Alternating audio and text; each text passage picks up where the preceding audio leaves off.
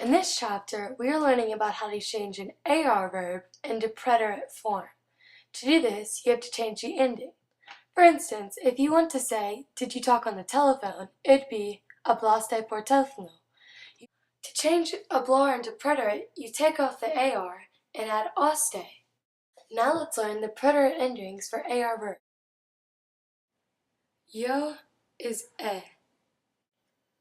Tú is aste. Él, ella, usted is o. Nosotros is almost and stays the same.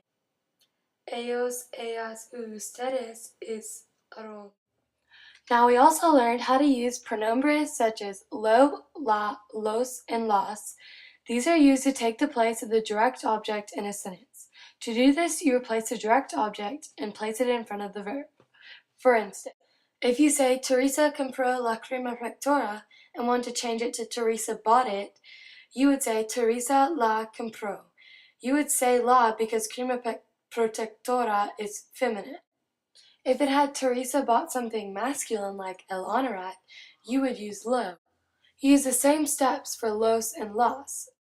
Lastly, we learned ir and ser in preterite form. Yo is fui. Tú is fuiste. Él, ella, usted is fue. Nosotros is fuimos.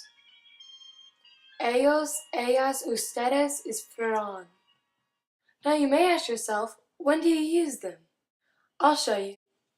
If you want to say, I went to the school and he went also, you would say, yo fui a la escuela y él también fue.